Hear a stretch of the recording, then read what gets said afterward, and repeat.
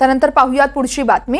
Cricketer Graham Thorpe यांनी रेल्वेखाली आत्महत्या केल्याचं उघड झालंय। 4 ऑगस्टला थॉर्प यांचा मृत्यू झालाय आणि सविस्तर माहिती आता उघड झाली आहे। इंग्लंडचे कोच ग्रॅहम हे होते, तर त्यांना हटवल्यानं डिप्रेशनमध्ये गेल्याचं कळतंय। डिप्रेशनमध्ये जाऊन ग्रॅहम थॉर्प यांनी आत्महत्या केल्याचं उघड झालंय। रेल्वेखाली येऊन त्यांनी आत्महत्या केली आहे। 4 ऑगस्टला ही संपूर्ण घटना घडली आणि त्याचा संपूर्ण अहवाल आणि संपूर्ण माहिती ही आता उघड झाली आहे। ग्रॅहम थॉर्प हे इंग्लंडचे कोच होते आणि त्यामुळे त्यांना हटवल्यानं ते डिप्रेशनमध्ये गेल्याचं कळतंय। डिप्रेशनमुळेच ग्रॅहम थॉर्प यांनी आत्महत्या केल्याचं तपासात उघड झालंय। क्रिकेटर ग्रॅहम थॉर्प यांनी रेल्वेखाली येऊन आत्महत्या केली आहे। तर आपण पाहतोय कोण होते क्रिकेटर ग्रॅहम थॉर्प। आपण पाहतोय ग्रॅहम थॉर्प हे इंग्लंडचे 2022 पर्यंतचे कोच होते। तर ॲशेस मध्ये ऑस्ट्रेलियाकडून इंग्लंडचा 4-0 पराभव झाल्यानंतर थॉर्प यांना हटवण्यात आलं। कोच पदावरून हटवल्यानंतर थॉर्प हे जीवघेण्या डिप्रेशनमध्ये गेले होते। डिप्रेशन सोबतच ते चिंताग्रस्तही झाले होते। इंग्लंडकडून ग्रॅहम थॉर्प हे 182 सामनेही खेळल्याचं कळतंय।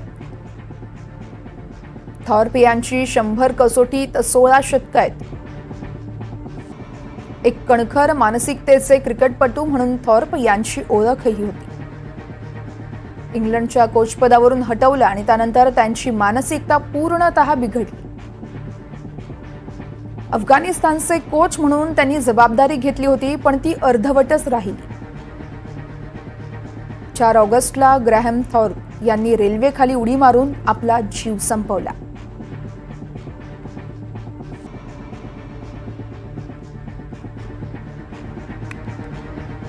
तर या संदर्भात आपण अधिक विश्लेषण जाणून घेऊयात। सागर मुंदडा जे आपल्या सोबत आहेत ते मानसोपचार तज्ञ आहेत। सर, तुमचं एनडीटीव्ही मराठीमध्ये सर्वप्रथम स्वागत आहे। आपण पाहतोय क्रिकेटर ग्रॅहम थॉर्प यांनी नैराश्यातून आत्महत्या केल्याचं उघड झालंय आणि अर्थातच त्यांना ते कोच होते आणि त्यांना कोच पदावरून हटवल्यानं ते डिप्रेशनमध्ये गेल्याचं देखील सांगितलं जातंय। कशा पद्धतीने पाहता या संपूर्ण घटनेकडे? हे बघा, सगळ्यात महत्वाचं आपल्याला हे समजून घ्यायला लागेल की कुठलाही व्यक्ती असो, मग तो खूप सक्सेसफुल व्यक्ती असो, खूप यशस्वी व्यक्ती असो, ग्रॅहम थॉर्प सारखे किंवा सर्वसाधारण व्यक्ती असो, डिप्रेशन हा एक मेडिकल आजार आहे। डिप्रेशन हे एक आजार आहे जे कोणालाही होऊ शकतं। आपली साधारणतः काय मानसिकता असते की बाबा जे खूप सक्सेसफुल व्यक्ती आहे, ज्यांना सक्सेस खूप शिखरवर भेटलेला आहे, त्यांना डिप्रेशन, त्यांना मानसिक त्रास हे होत नाही। तर असं बिलकुल नाहीये। जसं कुठलाही आजार कुठल्याही व्यक्तीला होऊ शकतं, म्हणजे आपण जे म्हणतो की डोक्याचे आजार म्हटले, पोटाचे आजार म्हटले, तसं कुठल्याही व्यक्तीला ते होऊ शकतं, मग ते सक्सेसफुल असो किंवा यशस्वी असो किंवा नसो। तशाच प्रकारे डिप्रेशनचाही प्रकार कोणाला घडू शकतं। ते तुमच्या मेंदूची रचना अगोदरपासून कशी आहे त्याच्यावर निर्भर करतात। याच्यामध्ये जे त्यांच्यासोबत घडलं की तुम्ही जसं सांगितलं की ॲशेस मध्ये ऑस्ट्रेलियाकडून पराभूत त्यांना व्हायला लागलं, त्याच्यानंतर त्यांच्या मीडियामध्ये त्यांची भरपूर टीकाही झाल्या, त्याच्यामुळे त्यांना असं कदाचित वाटायला लागलं असेल की मी काही कामाचा नाहीये, मी वर्थलेस आहे, मी इतकी मोठी रिस्पॉन्सिबिलिटी व्यवस्थित पार पाडू शकलो नाही। आणि हे जे विचार आहे त्यांच्या डोक्यात परत परत परत परत परत परत परत परत फिरत राहिले। त्या विचारातून ते बाहेर निघू नाही शकले आणि त्यामुळे त्यांच्या मनातले जे रिसोर्सेस होते, जे आपल्याला सांगतात की ठीक आहे, हार जीत तो जिंदगी का भाग है, पण आपल्याला त्याच्यामधून पुढे जायचंय, हे जे आपल्याला एक प्रवृत्ती असते की आपल्याला एक जरी पराभूत झालं, जसं इंडियन क्रिकेट टीमचं मागच्या वर्षी पराभूत झालं, पण त्याच्यामधून त्यांनी किती चांगल्या रेझिलियंट प्रकारे बाहेर येऊन T20 वर्ल्ड कप जिंकलं। तर याच्यासाठी जी मानसिक शक्ती पाहिजे, याच्यासाठी जे एक ऍटिट्यूड पाहिजे, कदाचित ते त्यांच्यामध्ये कमी राहिलं असेल। आणि डिप्रेशनमध्ये गेल्यानंतर माणसाला असं वाटायला लागतं की जरी आजूबाजूचे लोक त्यांना म्हणतात की बाबा तू चांगला आहे, तू व्यवस्थित आहे, तू खूप हुशार आहे, तू खूप केपेबल आहे, तरी त्यांना स्वतःवर विश्वास राहत नाही। त्यांना स्वतःची जी सेल्फ एस्टीम असते ते कुठे ना कुठे नाहीशी होऊन जाते। तर याच्या पोटी डिप्रेशन वाढणं आणि मग आत्महत्याचे विचार येणं आणि ते करणं हे होऊ शकतं। याच्यामध्ये फॅमिलीचा सपोर्ट कसं होतं, फॅमिली त्यांना समजून घेत होती का, त्यांची मित्रमंडळी त्यांना समजून घेत होते का, याचाही खूप मोठा वाटा असतो। अर्थातच सर, डिप्रेशन एवढं खरं तर जीवघेणं असू शकतं का? आणि थॉर्प हे नेमक्या कोणत्या संकटाला सामोरे जात असावे, तुम्हाला काय वाटतंय? हे बघा, डिप्रेशन इतकं जीव घेणं असू शकतो, खास करून अशा डिप्रेशनमध्ये जे आम्ही म्हणतो की आता डिप्रेशन माइल्ड डिप्रेशन नाही, आता ते खूप सिव्हिअर म्हणजे खूप प्रबळ डिप्रेशन झालंय. कसं पण ओळखायचं हे आपण पण ओळखू शकतो आपल्या आजूबाजू कुठल्या व्यक्तीला असेल तर. त्याच्यासाठी 3 गुणधर्म असतात. एक म्हणजे वर्थलेसनेस, त्या पेशंटला किंवा त्या व्यक्तीला वाटायला लागतं की मी काही कामाचा नाहीये. दुसरं म्हणजे होपलेसनेस, म्हणजे त्याला असं वाटतं की माझ्या लाईफमध्ये आता काही होप उरली नाहीये, काही आशाची किरण नाहीये. आणि तिसरं म्हणजे हेल्पलेसनेस, असं वाटतं की मला कोणी मदत करू शकत नाही. जरी त्याचे घरचे म्हणतात की मी तुम्हाला याच्यामधून काढणार किंवा हे थोड्या वेळासाठीच असं काळ आहे, आता चांगलं काळ येईल, आम्ही तुमची मदत करू, तरी त्या व्यक्तीला वाटत असतं की मी हेल्पलेस आहे, मला आता कोणी मदत करू शकत नाही.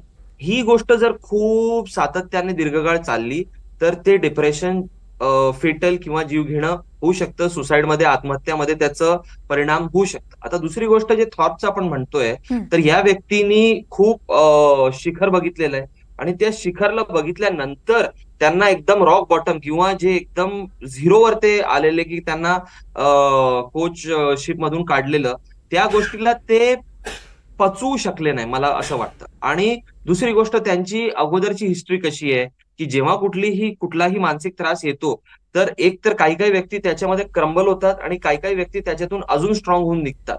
तर ती तुमची मूळ प्रवृत्तीवर निर्माण असते. माझं असं अनुमान आहे की अगोदर पण त्यांना डिप्रेशनचा आजार कदाचित झालेला असेल. मुळात कुठलीही गोष्ट जर चुकीची घडली तर आपण किती खराब आहोत किंवा आपल्यामुळेच ही घडली, ही गोष्ट त्यांच्या डोक्यात परत परत परत परत परत परत परत परत सातत्याने फिरली असेल. आणि त्याच्यामधून, त्या चक्रव्यूह मधून, जसं अभिमन्यू त्या चक्रव्यूह मध्ये सापडला होता आणि त्याला काही सुटका दिसत नव्हता, तर स्वतः क्रिएट केलेल्या चक्रव्यूह मधून त्यांना सुटका कदाचित भेटत नसेल. त्यांना असं वाटत असेल की काही सुटका नाही याच्यातून, आणि एक एस्केप म्हणून, त्याच्यातून सुटका म्हणून त्यांनी आत्महत्येचा चुकीचा पाऊल अनफॉर्च्युनेटली उचलला. सर, थॉर्प हे कणखर मानसिकतेचे क्रिकेटर मानले जात होते, मग तरी देखील आत्महत्येचा विचार का आला असावा त्यांच्या मनात? कारण कणखर मानसिकतेच्या व्यक्तीलाही डिप्रेशन घेरू शकतं का, तुम्हाला काय वाटतं? हे बघा, कणखर व्यक्तिमत्व त्यांचं होतं. नेमकं त्यांचं व्यक्तिमत्व कसं होतं हे आपल्याला एक्झॅक्ट माहित नाहीये. आता इंडियन क्रिकेट टीम म्हणा किंवा कुठलेही मोठे मोठे जे सक्सेसफुल लोक आहे, असं तुम्ही मागच्या 5-10 वर्षात बघा, भरपूर असे खूप सक्सेसफुल लोक आहे ज्यांना जग बघतं आणि जग म्हणतं की अरे हे तर खूप बाहेरून स्ट्रॉंग आहे, पण त्यांच्या मनातल्या आत काय चालू असतं हे आपल्याला बिलकुल काही कल्पना नसते. मी तुम्हाला स्वतः सांगतो, माझ्याकडे स्वतः असे भरपूर पेशंट्स येतात जे सीईओ लेवलचे पेशंट्स आहे, जे बॉलिवूडमध्ये मोठे मोठे कलाकार आहे, पण त्यांनाही डिप्रेशन किंवा नैराश्याचा आजार होतो. डिप्रेशन म्हणजे नेमकं काय, की जे आपल्याला मनात सकारात्मक करणारं रसायन आहे. जसं आपल्याला शरीराला ताकद देणारं रसायन कुठलं आहे, ग्लुकोज, तसं मनाला पॉझिटिव्ह ठेवणारं, मनाला सकारात्मक ठेवणारं रसायन जे आहे त्याला आम्ही म्हणतो सेरोटोनिन. ते सेरोटोनिन कधी कधी काही लोकांमध्ये हळूहळू आपल्याप कमी व्हायला लागतं. मग त्याच्यासाठी काहीतरी चुकीची गोष्ट घडलीच पाहिजे असं नाहीये. कधी कधी कारण नसताना पण ते कमी कमी कमी कमी कमी व्हायला लागतं. तर तुम्ही कितीही मोठे व्यक्ती असले तरीही तुम्हाला जर तो आजार असला तर तुम्हाला कुठल्याही गोष्टीमध्ये लाईफमध्ये इंटरेस्ट राहत नाही. तुम्हाला असं वाटतं की लाईफमध्ये जाऊन काय अर्थ नाहीये. तुम्हाला छोट्या छोट्या गोष्टी पण करायला असं वाटायला लागतं की खूप मोठं आपल्याला माउंट एव्हरेस्ट चढायचं आहे. तर ही गोष्ट जसे मी अगोदर पण म्हटलं की दुसरे जे आजार आहे, मग पोटाचा आजार असो, पायाचा आजार असो, हाडाचा आजार असो, कोणालाही होऊ शकतं. तसं डिप्रेशनचा आजार पण कोणालाही होऊ शकतं. ते न होण्यासाठी आपण काही काळजी घेऊ शकतो. जसं आम्ही पेशंट्सला सांगतो की बाबा तुम्ही एक्सरसाइज किती करताय, किंवा तुम्हाला सोशल सपोर्ट किती आहे, तुम्हाला समजून घेणारे व्यक्ती किती आहे, आणि जर तुम्हाला नैराश्याचे थोडे सिम्पटम्स किंवा लक्षण दिसत असेल तर तुम्ही किती लवकर मानसोपचार तज्ञाकडे जाता. आपल्याकडे भारतात पण अजूनही अशी एक मान्यता आहे की डिप्रेशन काही नसतं, आपण स्वतः मनाला प्रबळ केलं तर सगळं होऊन जातं. तर हे मला वाटतं कुठे ना कुठे चेंज होण्याची गरज आहे. नाहीतर जे ग्रॅम थॉर्प सोबत घडलं, बाकीच्याही इंडियामधले मोठे मोठे सेलिब्रिटीनी पण सुसाईड केले, खूप सक्सेसफुल लोकांनी सुसाईड केले. ते का केलंय? कारण सोसायटीचा, समाजाचा एक प्रेशर असतो की जर तुम्हाला मनात स्थिरता वाटत नसेल तर तुम्ही कसंही करून स्वतः त्याच्यातून बाहेर निघाले पाहिजे. कोणाच्या कंध्याची गरज तुम्हाला पडली नाही पाहिजे, कोणाच्या उपचाराची गरज तुम्हाला पडली नाही पाहिजे. तर ही मान्यता कुठे ना कुठे चेंज झाली पाहिजे, नाही तर असे दुर्दैवी घटना घडतात. अर्थातच सर, तुम्ही म्हटलात त्याप्रमाणे एक रसायन तयार होत असतं, ते कमी झाल्यानं ही संपूर्ण खरं तर हा प्रकार आपल्यावरती ओढावला जाऊ शकतो. मात्र अशा डिप्रेशनचे नेमकी लक्षणं काय असतात? लक्षणं बघा, सगळ्यात अगोदर मी तुम्हाला सोपे लक्षणं सांगतो आणि हे मला वाटतं कोणीही लक्षात ठेवू शकतं. त्यांच्या नातेवाईकांना, त्यांच्या मित्रांना, त्यांच्या मित्रमंडळीमध्ये कोणाला असं जर होत असेल, स्वतःला होत असेल, तर त्यांनी नक्की उपचार घेतलं पाहिजे. काय असतात ते? तुमची झोप खूप कमी होऊन जाते किंवा खूप जास्ती होऊन जाते. असं वाटतं की मला झोप येतच नाहीये किंवा असं वाटतं की मी कुंभकर्णासारखं झोपतच राहू. दुसरी गोष्ट, तुमची भूक जी आहे ती खूप कमी होऊन जाते आणि काही काही केसेसमध्ये खूप वाढून जाते. आपण पिक्चरमध्ये दाखवतो की जेव्हा कुठली, हे जास्ती मुलींमध्ये होतं की मुली जेव्हा खूप उदास असतात तेव्हा ते खूप मोठं चॉकलेट घेतात किंवा बिंज इटिंग सुरू करतात. तर तो एक लक्षण आहे. तिसरी गोष्ट असं होतं की ज्या गोष्टी तुम्हाला आवडायच्या, ज्या गोष्टी तुमच्या छंदीच्या होत्या, तुम्हाला खूप मजा यायची त्यांच्यामध्ये, आता त्या गोष्टी तुम्हाला बिलकुल कराव्याशा वाटत नाही. फॉर एक्झाम्पल, मला जर क्रिकेट खेळायला खूप आवडायचं अगोदर, मला बोर झालं की मी क्रिकेट खेळायला जायचो. आता मला क्रिकेट खेळावंसं वाटतच नाही. मला अगोदर असं वाटायचं की दर शुक्रवारी मला picture first show first day ला बघायचाच आहे. आता किती चांगला पिक्चर येऊ, अमिताभ बच्चनचा येऊ की शाहरुख खानचा येऊ की ऋतिक रोशनचा येऊ, मला असं वाटत नाही की मी पिक्चर बघू. अगोदर मला मित्रमंडळीमध्ये खूप फिरायला आवडायचं. असं वाटायचं पावसाळा आला की आपण लोणावळ्याला जाऊया, खंडाळ्याला जाऊया. पण आता मित्र किती फोन करतात तर मला फोनही उचलण्याची इच्छा होत नाही. तर अगोदर चांगल्या वाटणाऱ्या गोष्टी आता तुम्हाला बिलकुल कराव्याशा वाटत नाही, हे पण एक लक्षण आहे. त्याच्याशिवाय जर तुम्हाला असं वाटतं की छोट्या छोट्या गोष्टी तुमच्या डोक्यात खूप बसल्या आहे आणि ते गोष्टीसाठी तुम्हाला गिल्ट खूप वाटतं, तुम्हाला असं वाटतं की माझंच काहीतरी चुकलंय. याच्याशिवाय हे पण होऊ शकतं डिप्रेशनमध्ये की तुम्हाला वाटतं की मी काही कामाचा नाहीये, मी वर्थलेस आहे. जरी तुम्ही महिन्याला खूप चांगलं सॉफ्टवेअर इंजिनिअरचं जॉब करताय, तुम्ही महिन्याला 2.5 लाख रुपये कमवताय, पण आतल्या आत तुमचं मन तुम्हाला सांगतं की तू काही कामाचा नाहीये, तू काही व्यवस्थित नाहीये. किंवा तुम्हाला जर उदास वाटत असेल तर असं तुम्हाला वाटेल की आता माझं आयुष्य संपल्यासारखं आहे, मला पुढे काही आशा दिसतच नाहीये. हे सगळे लक्षण जर आपल्याला कुठल्याही व्यक्तीमध्ये दिसले, आपल्या स्वतःमध्ये दिसले, आपण स्वतःची काळजी घ्यायला कमी सुरुवात करतो. असं वाटायला लागतं की जे किरकोळ गोष्टी म्हणजे सकाळी उठणे, ब्रश करणे, अंघोळ करणे, ते पण असे वाटतं की खूप मोठे मोठे टास्क आहे. म्हणजे साध्या साध्या गोष्टी, जसं आपण समजा कोणी गृहिणीचा विचार केला, तर अगोदर जी गृहिणी सकाळ संध्याकाळ जेवण तयार करायची, घरच्यांचं बघायची, स्वतः बघायची, आता तिला एकदाचं जेवण पण असं वाटतंय की काट्याची कसरत झाली. तर अगोदर जे एकदम सोप्या प्रकारे आपण गोष्टी करू शकत होतो, ते आता तुम्हाला वाटतायत की खूप अवघड झाले. किंवा अजून एक हे येऊ शकतं की छोट्या छोट्या गोष्टी तुम्हाला खूप रागिष्ट करतायत. म्हणजे समजा कोणाला, तुमच्या मित्रांनी तुम्हाला फोन केलं आणि तुम्ही एकदा उचललं नाही, मग परत तुम्ही फोन केला तेव्हा त्यांनी सांगितलं की अरे मी तुला 5 मिनिटं अगोदर फोन केलं होतं, अरे उचलायचं ना दादा. तर तेव्हा तुम्ही इतके रागिष्ट होऊन जाता की तुम्ही म्हणता अरे फोन नाही उचलला म्हणजे काय झालं, तुला कळत नाही का मी पण बिझी असू शकतो. तर किरकोळ गोष्टीसाठी तुमचा रिस्पॉन्स जर खूप जास्ती होतोय आणि तो खूप रुद्रवादी रिस्पॉन्स आहे, तो खूप अग्रेसिव्ह रिस्पॉन्स आहे, तो खूप जास्ती भावनिक रिस्पॉन्स आहे, तर हे पण डिप्रेशनचे कधी कधी लक्षण असू शकतात. निश्चितच अशी लक्षणं दिसली तर नक्कीच मानसोपचार तज्ञांकडे जाणं अतिशय महत्त्वाचं आहे. पण आपण पाहतो डिप्रेशनचा सामना रुग्णांनी कसा करायला हवाय, तुम्हाला काय वाटतंय नेमकं यावरती?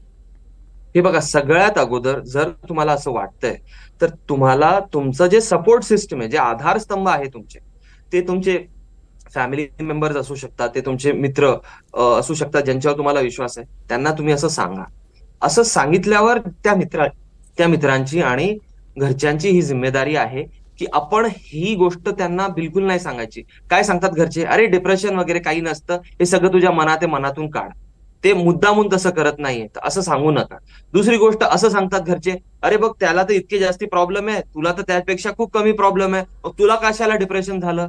तर या प्रकारे जर तो व्यक्ती तुम्हाला स्वतःहून सांगतोय की मला असं वाटतंय, तुम्ही त्याच्या फिलिंग्सला, तुम्ही त्याच्या भावनांना वाव द्या. तुम्ही असं सांगू नका की खूप जास्ती प्रॉब्लेम होतो तेव्हाच डिप्रेशन होऊ शकतो, त्याला बघ तो तर भिकारी आहे, तू तर इतका श्रीमंत आहे, तर तुला कशाला डिप्रेशन. तर त्यांच्या फिलिंग्सना इनव्हॅलिडेट तुम्ही करू नका ऍज अ फॅमिली मेंबर म्हणून.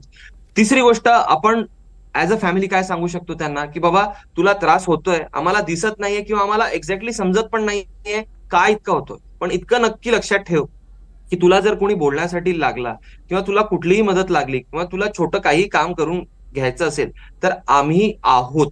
आम्हाला कळत नाही तुला नेमकं किती त्रास होतोय आणि का होतंय, पण आम्ही इथे तुझ्यासाठी आहोत. हे जेव्हा आधार आपण पेशंटला देतो, तर तेव्हा असं एक आशाची किरण, light at the end of the tunnel जे आपण म्हणतो, त्याला कुठे ना कुठे दिसायला लागतं. त्याच्याशिवाय माइल्ड डिप्रेशनचे पेशंट काय करू शकतात, सकाळी लवकर उठून कमीत कमी 15 ते 20 मिनिटं वॉक करायची, फास्ट वॉक करायची, ते पण आपल्या अर्ली मॉर्निंग सनलाईटमध्ये. त्याच्यामुळे डिप्रेशनचे थोडेफार सिम्पटम्स कमी होतात. तिसरी गोष्ट आपण जे करू शकतो ते म्हणजे आपण मानसोपचार तज्ञाकडे जाऊन काउन्सिलिंग आणि औषध जर गरज असेल ते घेतलं पाहिजे.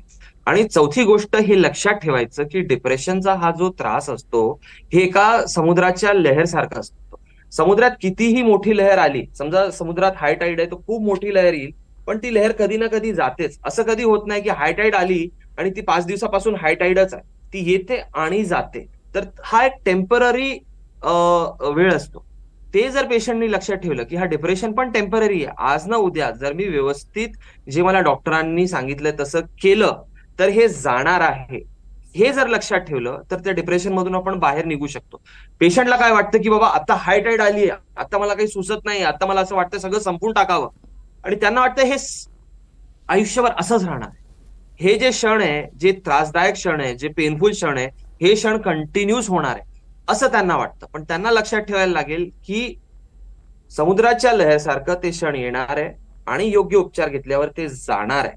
तर आपल्याला फक्त जेव्हापर्यंत लहर खूप स्ट्रॉंग आहे कसं तरी त्याला सामोरी जायचं. आपल्याला असं नाही करायचं की आता लहर ही नेहमीच असणार आहे त्यामुळे मी सगळी आशा सोडून देतो. यामध्ये परत सांगतोय फॅमिली मेंबर्सचा खूप खूप खूप मोठा वाटा आहे. ह्याच्याशिवाय डिप्रेशनचे पेशंटचे काउन्सिलिंगचे प्रकार असतात ज्याच्यामध्ये तुमचे चुकीचे विचारधारणा असतात. की समजा काहीतरी एक छोटी गोष्ट तुमच्याशी चूक घडली, जसं ग्रॅम थॉर्पचं आपण एक्झाम्पल घेऊया की त्यांना समजा ऍशेस हारल्यानंतर बाहेर काढलं, त्याच्या अगोदर त्यांनी जे जे काही चांगले पराक्रम केले, त्यांच्या देशासाठी इतके चांगले खेळाडू झाले, त्यांच्याकडे त्यांचं दुर्लक्ष झालं. म्हणजे 10 गोष्टी चांगल्या केल्या, एक गोष्टी खराब केली, त्या एका गोष्टीवर डिप्रेशनच्या पेशंटचं लक्ष पूर्ण केंद्रित होऊन जातं आणि जे 10 चांगल्या गोष्टी केल्या त्याच्याकडे दुर्लक्ष होऊन जातं. आणि त्या एका गोष्टीच्या बेसिसवर ते स्वतःला सांगायला लागतात की मी काही कामाचा नाहीये, मी एक फेलियर व्यक्ती आहे, मी एक अयशस्वी व्यक्ती आहे. बाकीचे ज्या चांगल्या गोष्टी त्याच्याकडे ते दुर्लक्ष करतात. असं स्टुडंट्स ज्यांना डिप्रेशन झालंय किंवा जे वर्किंग प्रोफेशनल आहे ज्यांना डिप्रेशन झालंय त्यांना होतं. समजा माझा जॉब, मी 10 वर्षापासून जॉब करतोय, माझा जॉब आता सुटलं, त्याच्या अगोदर माझा खूप चांगला ट्रॅक रेकॉर्ड आहे, आणि हा जॉब जेव्हा सुटला माझ्या बॉसनी सांगितलं की तुम्ही काही व्यवस्थित काम करत नाही, तुमची काही एफिशियन्सी नाही, तुमच्यामध्ये काही कला नाही. तर डिप्रेशनच्या पेशंटला काय होऊन जातं, ते एकच गोष्ट डोक्यात त्यांच्या बसून जाते आणि अगोदरचे जे 10 लोक आहे ज्यांनी त्यांची खूप प्रशंसा केली आहे, ज्यांनी म्हटलंय की तुम्ही खूप गुणवंत आहे, त्यांच्याकडे त्यांचा पूर्ण दुर्लक्ष होऊन जातं. तर एका गोष्टीवर तुमचं माइंड केंद्रित होऊन जातं. तर ते एकावरून ओव्हरऑल वर माइंड केंद्रित करण्यासाठी काउन्सिलिंग असते, त्याला कॉग्निटिव्ह बिहेवियरल थेरपी म्हणतो. मनाला वेगवेगळ्या प्रकारे लवचिक कसं करता येईल त्याच्यासाठी थेरपी असते. डिप्रेशनच्या पेशंटला कसं होतं, आर या पार, त्यांना वाटतं एकतर मी ब्लॅक किंवा व्हाईट, मी एकतर सक्सेसफुल किंवा फेलियर. पण बहुतांश गोष्टी जे असतात लाईफमध्ये त्याच्या मधले असतात. आता विराट कोहलीचं एक्झाम्पल घ्या. विराट कोहली चं किती ब्युटिफुल एक्झाम्पल आहे की आता T20 वर्ल्ड कप मध्ये तो पहिल्या मॅच पासून शेवटच्या मॅच पर्यंत काहीच खेळत नव्हता, पण त्यांनी स्वतःला कदाचित काय सांगितलं असेल की मी 15 वर्षापासून खेळतोय, मी व्यवस्थित खेळतोय, हे माझं छोटंसं फेज आहे ज्याच्यामध्ये मी व्यवस्थित खेळत नाही, त्यामुळे तो डिप्रेशन मध्ये कदाचित नाही गेला. आणि फायनल मध्ये याच रेझिलियन्समुळे, स्वतःला हे अगोदरचे इन्सिडेंट सांगितल्यामुळे आणि स्वतःमध्ये सांगितल्यामुळे की ऑल इज वेल, तुझ्यात क्षमता आहे, तुझ्यात क्षमता आहे, तुझ्यात क्षमता आहे, हे सांगितल्यामुळे तो परत चांगला खेळू शकला फायनलमध्ये आणि भारताला वर्ल्ड कप जिंकण्यामध्ये त्याचा खूप मोठा वाटा आहे. पण तेच जर त्यांनी स्वतःला सांगितलं असतं की अरे सगळे पेपरवाले मला असं सांगतायत की आता विराट कोहली संपला, मी 6 मॅच पासून 10 रनही बनवू शकत नाहीये, तर खरं कदाचित मी संपलोच आहे का, मी संपलोच आहे का, त्या एका गोष्टीलाच जर तो घेऊन बसला असता तर कदाचित तोही डिप्रेशन मध्ये गेला असता. तर एक गोष्टीला न घेणे आणि अर्थातच त्यामुळे सर डिप्रेशन मध्ये गेलेल्या व्यक्तीसोबत कसं वागावं असेल किंवा मग त्यांच्यासोबत त्यांच्या भावना समजून घेणं आणि मानसोपचार तज्ञांकडे जाऊन वेळीच उपचार करणं अतिशय महत्त्वाचं आहे. तुम्ही अत्यंत साध्या आणि सोप्या पद्धतीनं आमच्या प्रेक्षकांपर्यंत संपूर्ण विश्लेषण केलं, त्यासाठी खूप खूप धन्यवाद. थँक्यू, धन्यवाद.